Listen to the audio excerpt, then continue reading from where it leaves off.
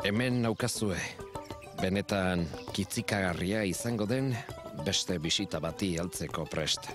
Fernando Latxaga, euskal idazle, soziologo eta humanista ezagutzeko parada ezin hobea izango dut hauxe.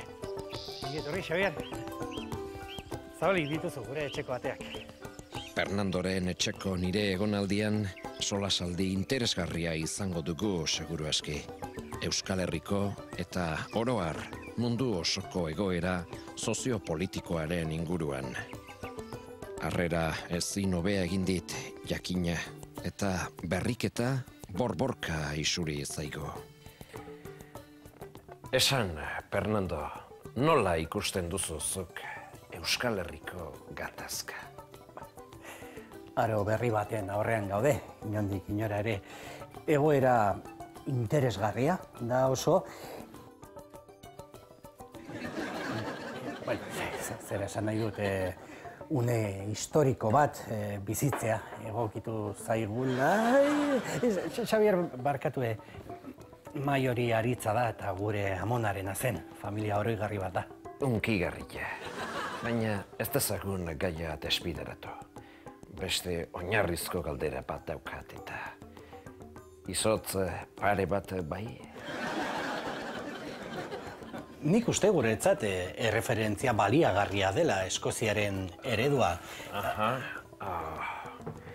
Lastima, nik moldeko gia nahiago hartzi gabe, bestela ezin irontzi.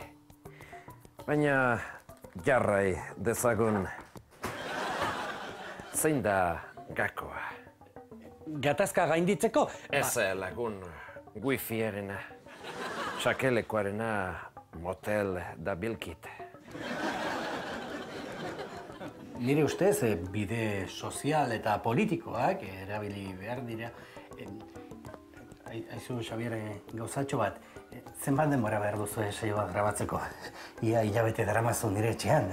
Harira, mesedez. Negoziaketa gauzatzeko garaia da. Eman eta hartzeko garaia. Zer deritzozu erreforma bati? Konstituzioaren erreformari? Ez, lagun, bainugelako erreformari. Zaharkitu xamarra daukazu. Jakusia edo hidromasajea jarri.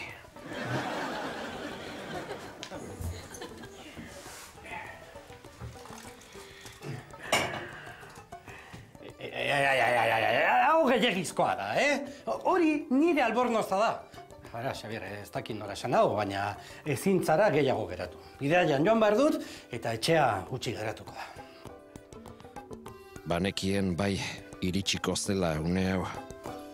Eta horregatik egin dut bere egiltzen kopia. Ondo segi, zorte hon lagun. Benetan gozamena izan da zurekin berriketan aritzea. Eta tranquileon, zure emaztea esku honetan geratzen da nirekin. Aio, lagun, aio.